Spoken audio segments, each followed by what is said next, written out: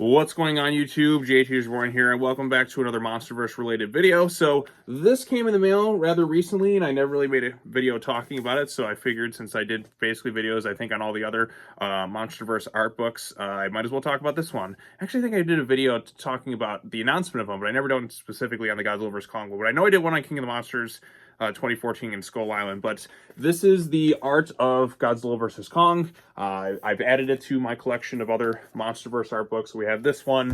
We have the Godzilla vs. Kong one. One will fall. Obviously, it doesn't go into all the changes. Godzilla, the Art of Godzilla King of the Monsters. We have the art and making of Kong Skull Island.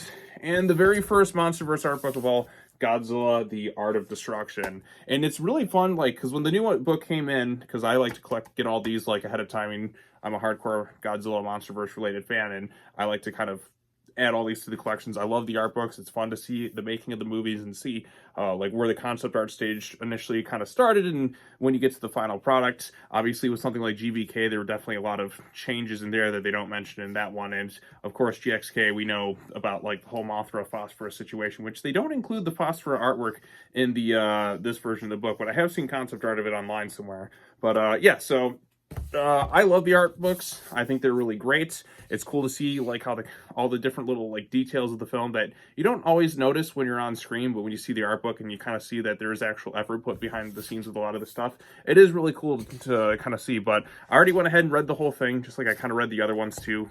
Also, I do want to pinpoint something about the ending of this one and the ending of this one to potentially see where the Monsterverse could kind of go from here. So, but yeah, so we'll talk about the focus of this one. These are all really great.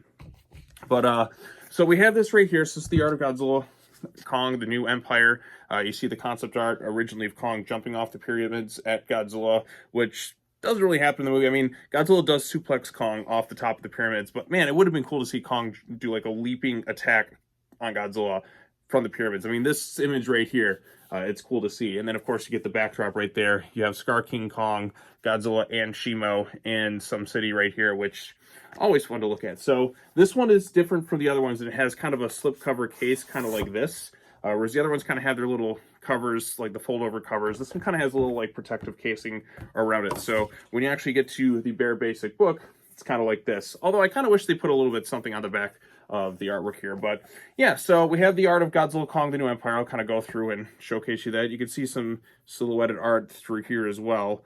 It's kind of hard to make out and see, but so yeah, I mean, get some concept art of Godzilla and Kong right there. The initial intro to the book, they have like a table of contents talking about the different stuff going on into the making of the movie. This one was obviously a lot of nonverbal storytelling with the monsters.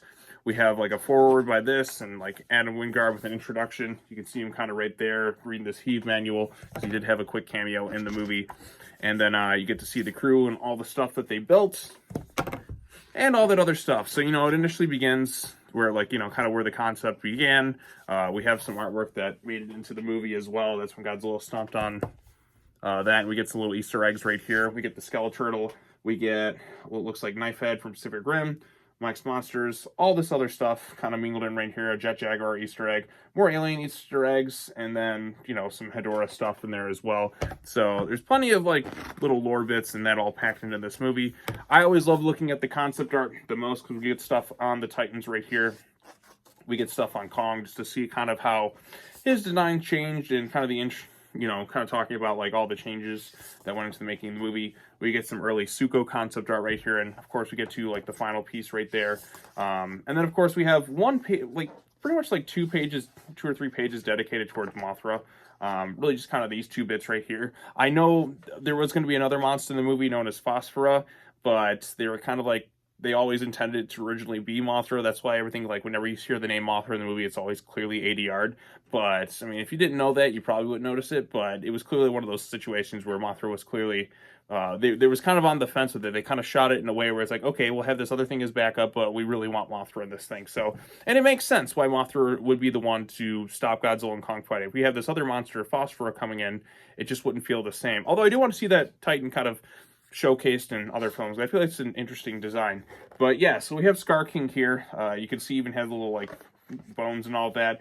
He even had like this Fu Manchu like mohawks and all that other like hairstyles going into it. And then eventually settled on to the final design with the Scar King. And I really like the Scar King's design. I like how he's full of how much personality he has.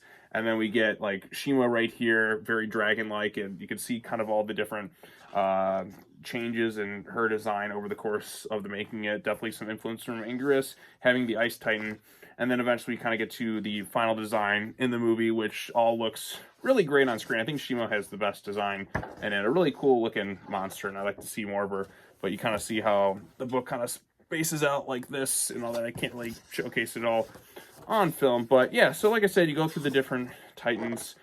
We even see bits of the concept art for the Drowned Viper, the Verticines, and just various other Hollow Earth fauna that you really didn't notice when you're kind of watching the movie, but you kind of see that everything's kind of fleshed out a bit more in that. Godzilla doesn't really have his own page in here, which I was kind of surprised by, because they showcase the Titans here, but they don't really have a page dedicated to Godzilla in the little Titan section. But again, Godzilla's Godzilla. He's going to have his own section like later on in the book. And of course, they showcase the different characters in that, their concept art and designs, the stuff with the Iwi little Easter eggs on Bernie stuff, and then the introduction to Trapper and some of the other characters like Mikhail, the Iwi Queen, and you know, some Iwi warriors and all the other stuff that kind of ties into Kong Skull Island. We get to showcase some of the tech and kind of some of the names of it all. We have the Heave 2.0, and then we also have, you know, stuff like these other bits of tech that they kind of showcase in the movie. But so yeah, like, I mean, I don't want to showcase like every little detail in the book. We had the thing called the Mule, which is kind of transport, you know, Kong's arm and be used to kind of remove his teeth in a sense. But yeah, so little bits like that. And of course, Wingard's story was he had a personal experience with the tooth problem, and so he kind of threw that into Kong. And these little teleporters get to Hollow Earth.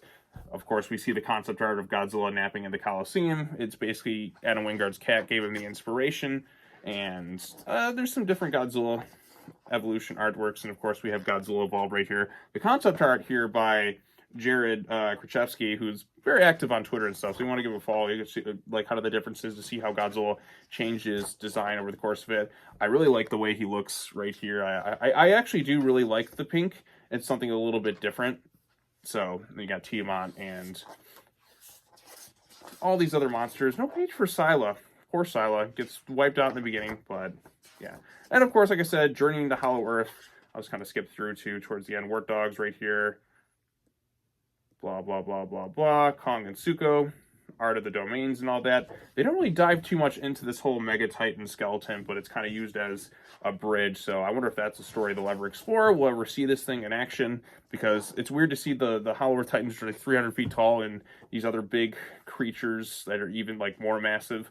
Like the sense of scale just gets more and more crazy as it goes on and on throughout the movies. But of course, like I said, the different environments, and then you also talk about wanting to build to this whole Scar King realm, and then get the Hollow Earth Zero Gravity fight, the different apes and all that too, which have different names. Like we have One Eye and the other loyal apes, and we can see their concept art and designs right there. And then we get some great looking concept art of the Scar King's realm now, which I thought looked really great in the film.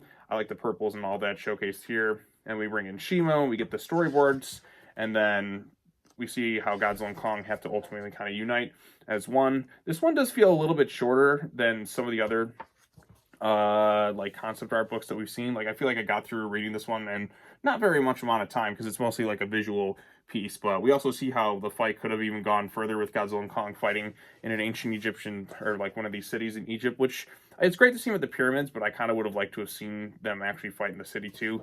And then you get some more great looking concept art of them all kind of together. And this bit right here looks really, really cool. I don't know if you can see it in the camera, but I also want to kind of showcase something kind of at the very end I noticed.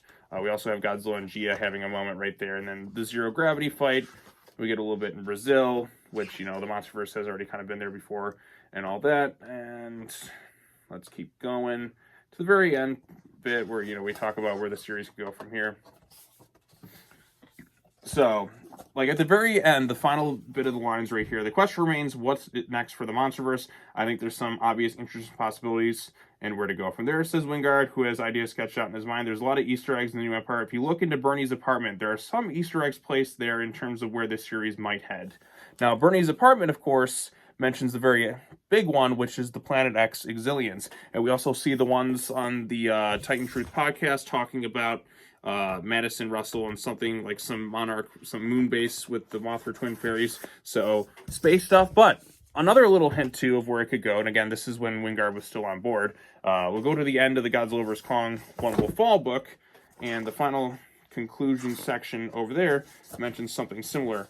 We had discussions about going even bigger, but could there be a version where the story is less world traversing and more intimate, ask legendary this? On the other end of the scale, we've had conversations about how in King of the Monsters, we found out that King Ghidorah was from outer space. That's a ticking time bomb sitting in the franchise that's just begging for exploration. I do find it kind of interesting how the last two art books with the films directed by Wingard ends with them talking about bringing in extraterrestrials and space and all that other stuff. So I think that would be an interesting avenue for the Monsterverse to explore. And yes, I don't know if I mentioned in the video, but I keep forgetting that Michael Myers is like, I have this Michael Myers stand right behind me. I'm like, who's that behind me? I'm like, oh yeah, I'm just so oblivious to it. So when people watch it, like, is he ever going to acknowledge it? Yes, the Michael Myers thing is there. I do find it interesting how the last two Monsterverse art books end with the whole extraterrestrial angle of where they could kind of go from there. And of course, Bernie's apartment, Exilians. So are Exilians and aliens coming into the next movie, or will they save that for a movie afterwards?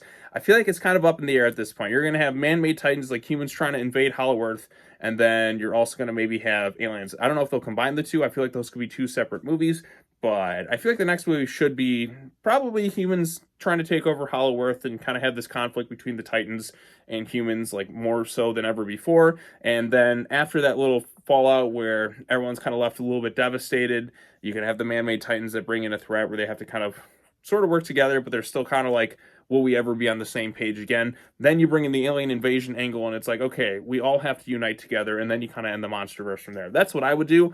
There's still more I'd like to see from it before we get to that point, but I feel like alien invasion is kind of the last thing you can do with it, and then maybe the death of one of these Titans. But getting back to this art book, I think it's really cool. I think all the Monsterverse art books look really great. There's a lot of great visual concept art. It's a quick read if you want to read the whole thing. I mean, I got through it relatively quickly reading the whole thing, but I was more, because it's more so like a concept art book.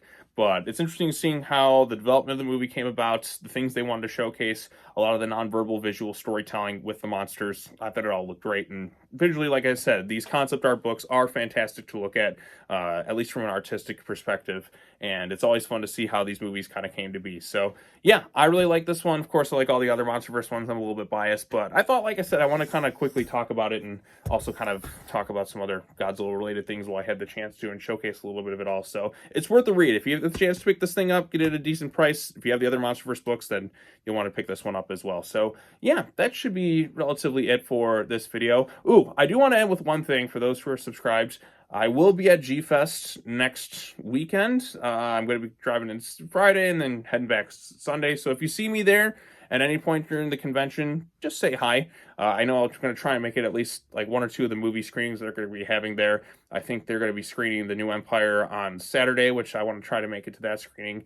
I think Friday is Final Wars, so if I could make it to that, that'd be cool. But there's a lot of things I want to do while I'm in town. It's just a very brief, quick weekend trip, but I am looking forward to going to G-Fest. It was very on the fence if I could make it or not this year, but I'm glad that things worked out, and I got my hotel and all that picked out, and I will be there. So if you do see me, just say hello, and I'll say hello back. I know last year I got to see a lot of people who were fans of the channel and all that, and I really appreciated that. That was a lot of fun, and I'm looking forward to going again this year and having a really good time, because with the way the world is these days, like, G-Fest was the most fun I really had last year. Just a really great time, and I'm hoping that's the case for this year. I just need something positive after a year of the last couple months of just being pure chaos. There's been some bits of joy here and there, but not as strong as like the start last year. We'll just say that. I'll just leave it at that. But anyways, what did you think of the Art of Godzilla Kong the New Empire? Did you pick it up at all?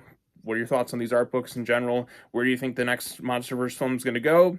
Obviously, Wingard's not coming back, and he had his idea sketched in his mind, so who knows if they'll follow up on any of that stuff, but we shall see. All right, well, that's all I have to say. As always, take care now. Bye-bye then, and I will see you all in the next video. Peace out.